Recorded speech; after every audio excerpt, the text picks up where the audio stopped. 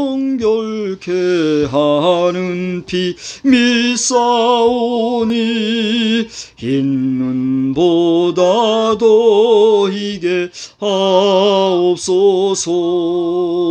눈보다 더욱 희어지게 고시소서. 정결케 하옵소서. 아멘. 하나님께서는 우리의 삶이 성결한 삶이 되기를 원하시고, 오늘도 우리가 성결한 삶을 살기 위하여 기대하시고 또 힘주시고 능력 주시는 줄 믿으시기 바랍니다. 우리가 성결한 삶 얘기하지만 내가 성결하려고 해서 성결하게 되는 게 아니죠.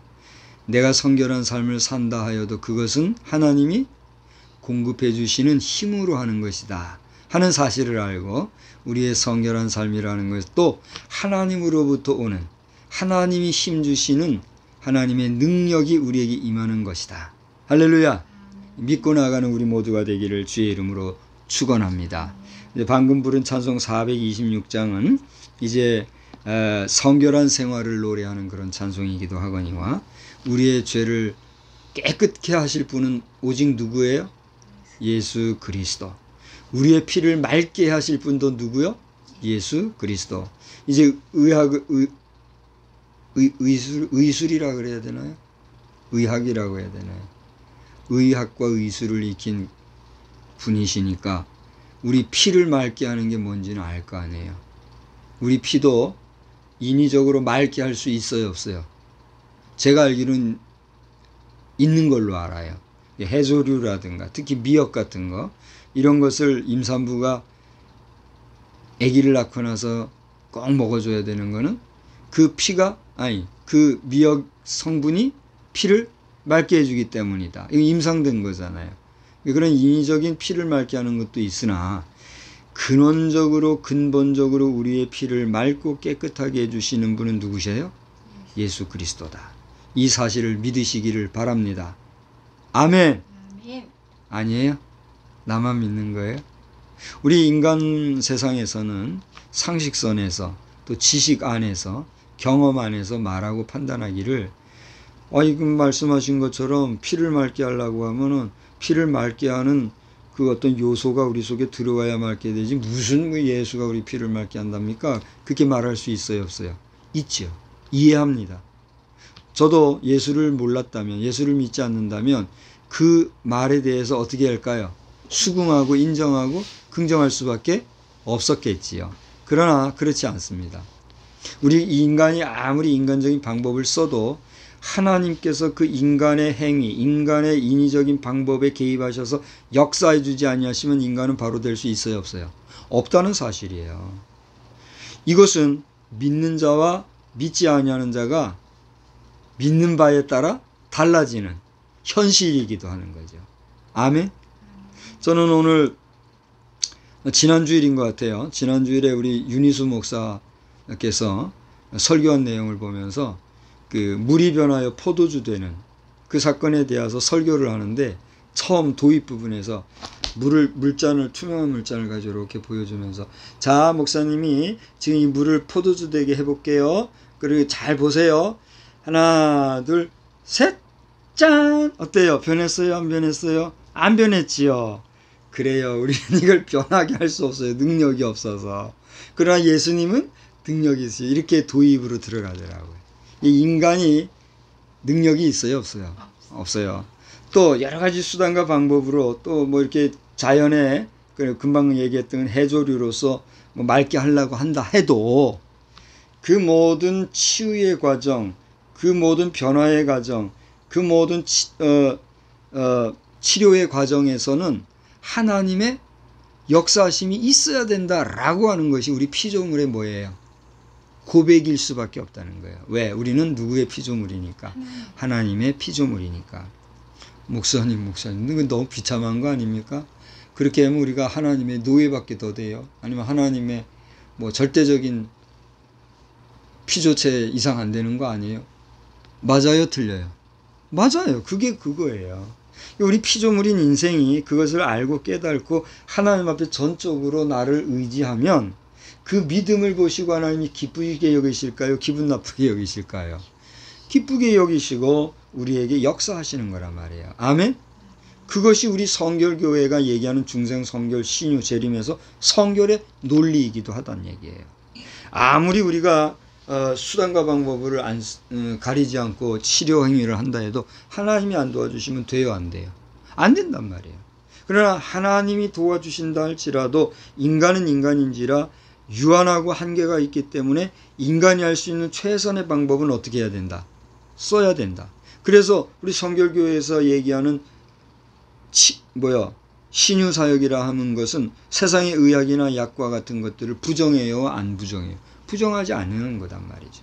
지금 최근에 코비드-19 때문에 개인의 신앙의 문제라든가 또 신념의 문제라든가 또 자신의 정서상의 문제, 건강의 문제, 정신 상태의 어떤 문제 이런 것들 때문에 거부할 수 있어요, 없어요? 있잖아요. 근데 이것을 강제하면 그거 뭐가 돼요? 문제가 있어요, 없어요? 문제가 분명히 있는 거죠. 근데 지금 세계적으로 우리나라도 마찬가지고 세계적으로 지금 이와 같은 현실을 아주 급속하게 진행하면서 모든 인류에 대하여서 지금 백신의 의무적 접종에 대해서 시도하는 일이 있어요, 없어요? 지금 진행되고 있잖아요. 여기에 대한 진위와 잘못, 시시비비를 우리가 말할 것은 아니에요. 지금 그걸 말할 건 아닌데 어떤 경우에라도 여기에 대하여서 인간에게 주어진 완전한 자유를 침해하고 시스템적으로나 그 어떤 행정 논리로 우리를 차별하는 일이 생긴다고 하면 이건 뭐예요? 낮 시간에 얘기한 대로 신인종차별 내지 인격차별, 평등 파괴밖에 안 될 것이다. 우리가 이런 어떤 인위적인 방법을 쓰기 전에 기존 우리 사회에 만연해 있는 더러운 추한 악한 그런 죄악들 행악들을 말씀의 거울에 비춰볼 때 잘못된 것들을 어떻게 해야 돼요? 그것도 정리를 해야 된단 말이에요. 먼저 정리하고 깨끗하게 하고 난 다음에 할 것을 놔두고 자꾸 발생되어지는 다발성 문제들에 대해서 급하게 뭘 해결하려고 해보면 문제가 더 꼬일까요? 안 꼬일까요? 꼬일 수밖에 없는 거예요. 지금 지난 23일까지 됐나요? 23일까지인가 25일까지인가 봐요. 박주민 의원을 중심으로 한 지금 우리 차별법 문제 이런 여러 가지 소위 말하는 이제 악법인 거죠. 그분들은 나름 연구해 가지고 열심히 뭐 한다고 하는데 우리의 정서나 정통 사회 질서상에서 보면 반드시 악법인 건데 이 문제를 놓고 자꾸 계속 발휘하려고 하니까 이걸 저지하기 위한 10만 운동이 일어났었어요. 그러다가 이제 아주 센세이션하게 23일 경에 10만이 돌파됐다 그러더라고요. 이게 잠깐 또 숨이 쉬어지게 됐어요. 그게 무슨 얘기를 하려고 하니 이런 법제적인 문제라든가 행동 양식이라든가 여러 가지 사회 이슈 또 사회 집회 이런 걸 통해 가지고 자꾸 사회 문제화하고 사회를 이상하게 하려고 하는 이런 문제들, 특히 오늘 낮 시간에도 말씀드렸습니다만 조 바이든 대통령이나 버락 오바마 전 대통령 이런 분들 분명히 훌륭한 정치인이고 열심히 하려고 하는 의도 그 열정은 좋으나 하나님 앞에서 하나님의 말씀 앞에서 비춰볼 때 잘못된 것을 월권을 하는 이 행위 자체가 뭐예요? 이미 하나님의 진노감이란 말이에요. 그렇지 않습니까? 이것을 도외시하고 무엇을 어떻게 해보려고 아무리 인간의 수단과 방법을 써봐야 이 세상은 이미 뭐 생체학자라든가 생리학자라든가 생물학자 이런 분들 얘기하잖아요. 노골적으로. 해법이 없다. 이거는 진보되어지는 것이기 때문에 어떤 문제가 해결되지만 또 다른 문제가 또 터지게 돼 있고 이것은 어떻게 할 수 있는 방법이 없다. 이렇게 얘기하잖아요. 그러니까 그분들은 자연과학 분야에서 그런 얘기를 하지만 저는 뭡니까? 신학 전공자로서 하나님의 말씀을 맡은 자로서 하나님의 말씀을 비추어 볼 때 우리가 이 상황에서 해야 될 건 뭐예요? 얘기해봐요. 뭐예요? 하나님 앞에서 잘못된 건 어떻게 해야 돼요? 회개해야 되는 거예요. 회개하고 회심하여 변화되어져서 새롭게 되어지는 거예요. 잘못된 것은 그것을 다시 바로잡아서 제자리 갖다 놓고 그렇게 하나님 앞에서 근신하고 하나님의 도움을 받으면서 무엇을 하려 하여야 역사도 나타나고 문제도 해결되어지는지, 자꾸만 뭐 이상하게 문제를 해결해 보려고 하면 비리도 생기고 거짓말도 생기고 또 그 거짓을 감추기 위해서 또 다른 거짓이 생기고 엉뚱한 사람 희생하고 이런 일이 생겨요, 안 생겨요? 생긴단 말이에요. 자, 서두에 여러 얘기를 해서 안 됐습니다만 426장에서 특별히 3절의 중반절에 날 정결케 하는 비 미사오니 흰눈보다 더 희게 없어서, 이것은 이 찬송가가 1872년도에 작사가 된 찬송가네요. 벌써 150년이죠. 그러면 거의 한 130, 40년 전에 이 찬송 작사를 하신 이분의 신앙이 100여 년이 지난 데는 지금에 와서는 변질될까요? 무효될까요? 100여 년 전에 우리의 피를 정결케 하시는 이는 예수 그리스도라 고백했던 그의 고백은 100년이 지나도 오늘에 와도 변함이 없다는 사실 여러분 믿으시기를 바랍니다. 아멘. 아멘. 이것은 시대를 아무리 지나도 하나님과 우리 인간 사이에, 하나님은 우리 인간을 창조하신 뭐예요? 여러분이 얘기해 보세요. 하나님은 우리를 창조하신 뭐예요? 창조주. 창조주. 다른 말로 뭐라고 해요? 하나님의 영역과 우리 사람의 영역을 따지고 이렇게 얘기할 때 우리 인간은 우리 사람은, 우리 피조물은 인간의 영역이잖아요. 사람이고. 하나님은 뭐예요? 다른 말로, 한마디로, 한 단어로, 한자로 신이라고 하잖아요.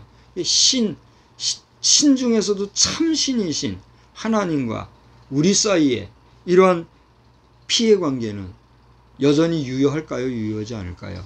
유효하다는 거죠. 여러 가지 SF 영화를 통해서 우리의 그 피는 보통 무슨 색이에요? 빨간색인데 피 색깔이 무슨 색깔이 있어요? 파란색도 있고 노란색도 있고 별별 색깔을 다 해가지고 피를 인간이 만들어 보지만 그 피라고 하는 것은 하나님이 우리 인간에게 주신 그 피와 결이 같을까요? 다를까요? 질이 같을까요? 다를까요? 아니죠. 하나님이 창조된 인간과 사람에 의하여 만들어진, 창조라고 합시다. 창조라는 단어 자체를 쓰는 게 사실은 무리가 있는데 창조라고 합시다. 그 사람이 만든 창조물이 하나님이 만드신 인간과 퀄리티가 같을 수 있을까요? 틀린 거죠. 저는 트럼프 대통령께서 이 영상을 정말 보시기 원하는 마음으로 제가 한 말씀을 드려봐요.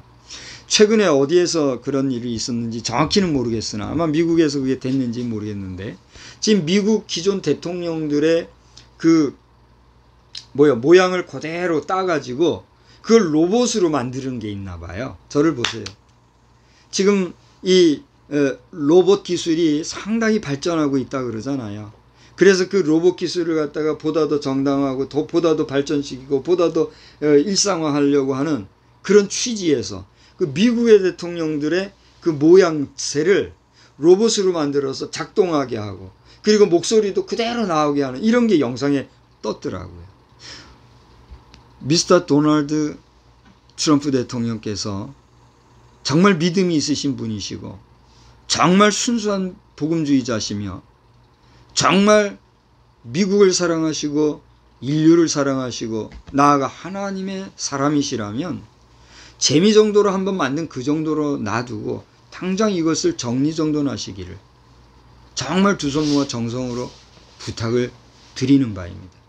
저는 박근혜 대통령께서 정말 잘 마무리가 되기를 원하기도 하지만 그의 부친이신 모친이신 고 박정희 대통령, 고 유경수 여사의 동상, 입상이나 좌상이나 흉상 이런 것들도 그 영예 되시는 박근혜 제18대 대통령의 손으로 또 그 남매분들의 손으로 정말 정중하게 우리 사자, 추검도 정중하게 땅에 묻어드리는데 그 형상을 따라 만든 그 동상들 어서 속히 좋은 터를 하나 만들어서 고이 묻어드리든지 그걸 격파해서 파쇄한다는 건 좀 그러니까 잘 묻어드리든지 그렇게 해서 이 지상에는 그분들의 동상이 없게 하기를 정말 주의 이름으로 축복하고 건의를 드리고 싶어요.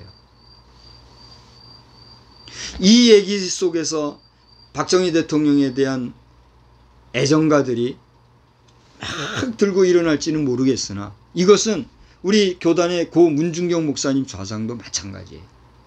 오늘 본문을 다루면서 이제 하나님에 대한 계명이 3가지가 나왔고 마지막 4번째 계명 안식일에 대한 내용이 나오고 있는데 이 내용과 제5계명과 내용을 오늘 다루면서 이 서두에 이 말씀을 드리는 것은 이 대한민국이 살고 대한민국이 정말 하나님 앞에서 배은망덕하지 아니하는 백성 그런 민족이 되기 위해서는 우리 박근혜 대통령을 비롯한 그 형제 남매분들에게 인간적으로는 미안하고 정말 송구하지만 하나님의 말씀을 가진 주의 종의 입장에서 설교자 입장에서 하나님의 말씀을 대언하는 대언자의 입장에서 여러분들이 모범적으로 이것을 실행하게 되면 정말 엄청난 역사가 우리 대한민국에 있을 것이다. 저는 믿고 저는 선지자는 아니지만 예언자는 아니지만 오늘 설교자로서 목사로서 이 시대에 이 말씀을 던지는 것입니다. 행하고 행하지 아니하고는 누구의 몫이에요? 누구의 책임이에요? 누구의 자유예요? 박근혜 대통령을 위해서 전 마음 깊이 지금도 기도합니다. 그의 어떻게 되죠? 여동생의 남편님은 어떻게 되죠? 제부가 되시는 우리 그분이 지금도 계속해서 주변에서 돕고 활동하고 영상을 통해서 그분도 정치활동하는 총재잖아요. 그렇게 활동하고 있는데 그 모습이 너무 안타까워. 당장이라도 가서 도와드리고 싶은 마음이 있지만 내가 뭐 할 수 있는 능력이 있나요? 기도만 할 뿐. 그런 분들이 정말 하나님을 믿는 분들이라고 하면 두려워하지 마시고 우리 모든 백성들이 보는 앞에 전 세계가 보는 앞에 우리가 존경하는 우리의 정말 슈퍼스타 같은 우리 정치계 슈퍼스타 아닙니까? 그분의 동상을 장중에 묻어드리고 마치 장례식 하는 그 이상의 엄숙함으로 그렇게 함으로써 저 북한이나 각 나라에 있는 동상을 세워서 하나님보다 더 드높이려고 하는 그러한 모습들에 대해서 우리가 담담하게 경건하게 행사하며 이 지구촌의 안녕을 위해서도 하나님 앞에 구할 수 있는 그런 우리 인류가 되기를 저는 소원하고 기도하고 있습니다. 무서워서 그걸 못하겠다 그러면 제가 침례해드릴 마음 있습니다. 해드릴 거예요. 원하신다면. 무엇이 두렵습니까? 온갖 잡된 이상한 사조들에 매여가지고 두려워하고 떨며 그거 행하지 못하는 그런 백성으로 살아서야 우리 되겠습니까? 대한민국이 어떻게 세워졌는데 이 백성이 어떻게 반만년을 지켜왔는데 두려워하지 마시고 절대 신이신 하나님을 의지하는 우리 박정희 대통령 가문과 우리 국민 대한민국과 우리 인류가 되기를 정말 주의 이름으로 정중히 축복합니다.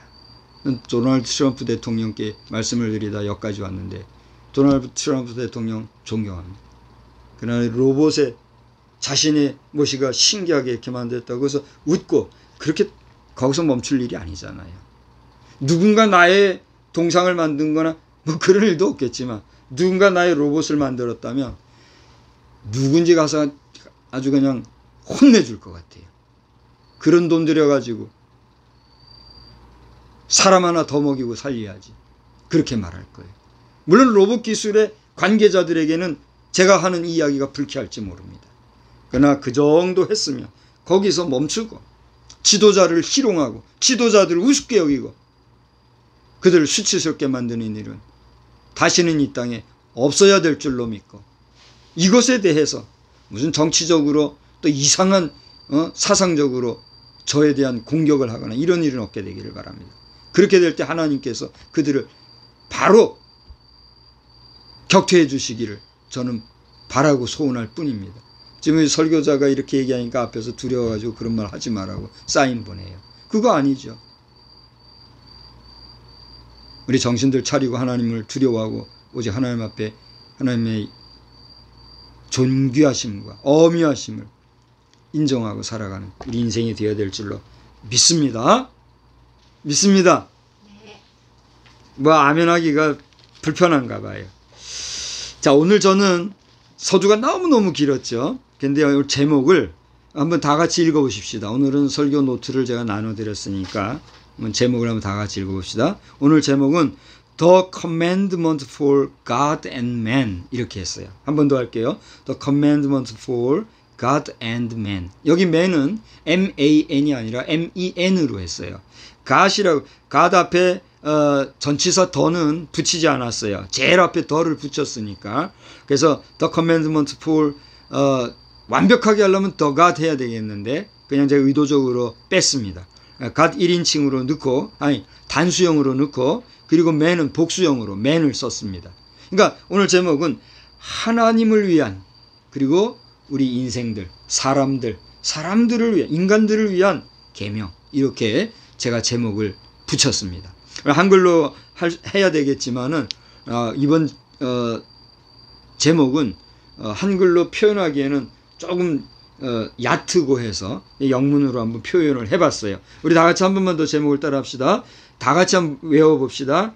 The Commandment for God and Man. 그렇게 했습니다. 자, 본문은 출애굽기 20장 8절로 12절인데, 자, 여러분 이미 우리가 본문을 읽었으니까 여러분 그 내용 가운데 이미 말씀드린 대로 세 번째 계명까지는 다 뭐예요? 우상을 숭배하지 마라, 거기 절하지 마라, 여호와의 이름을 망령되이 일컫지 마라, 이런 말씀이 나왔잖아요.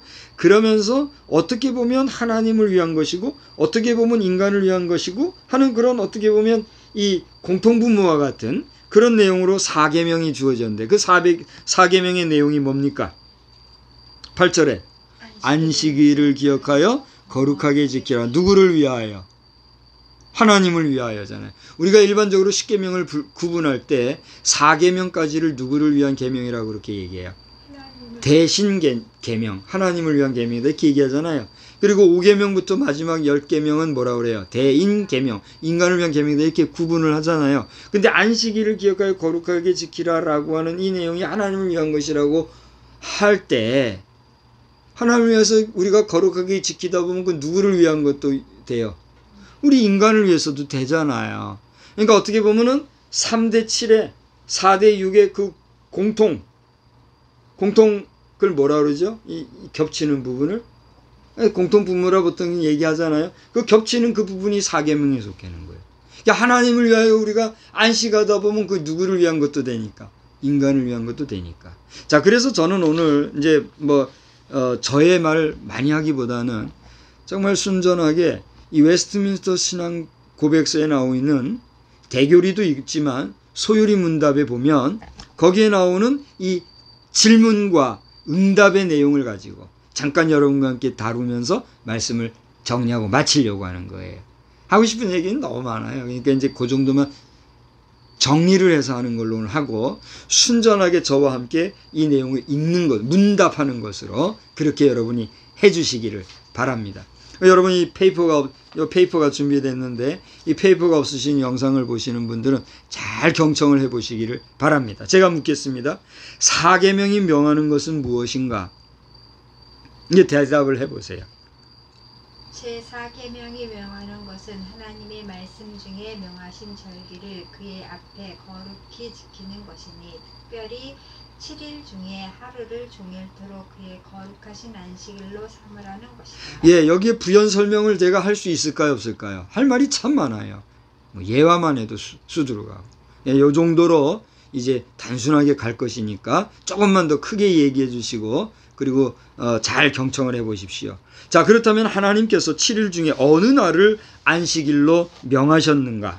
세상 시작으로부터 그리스도의 부활하시기까지는 하나님이 이래 중에 일곱째 날을 안식일로 명하셨고, 그 후로부터 세상 끝날에 이르기까지는 이래 중에 첫날로 명하셨으니 곧 그리스도인의 안식일이다. 그렇습니다. 하나님의 여기는 잠깐 얘기하고 갈게요. 하나님의 창조로부터 시작해서 7일 마지막 날이잖아요. 이 마지막 날은 안식일로 주심으로써 쉬게 하신 날인데, 잘 보세요. 예수님이 부활하신 날이 어느 날이에요? 이 안식일이잖아요. 안식 후 첫날. 그래서 그날을 기념하는 날로 우리가 보내면서 사실상 이 안식일이 우리에게서는 뭐가 된단 말이에요? 첫날이 되어서 가게 한 그런 하나님의 오묘하심이 있다는 거죠. 그러니까 하나님의 날과 새롭게 되는 그리스도 예수 안에서의 날 가운데에 중첩되어지는 이 안식일이 창조사에서부터 보면 마지막 날이요, 예수 그리스도의 날로부터 보면 첫날이 되어서 오늘 우리 인생에게 주님의 날, The Lord's Day로 오늘 우리는 지키고 있다는 거죠. 할렐루야. 그러니까 우리 성도들이 지키는 주일은 하나님이 지키라 하신 무엇과 같아요?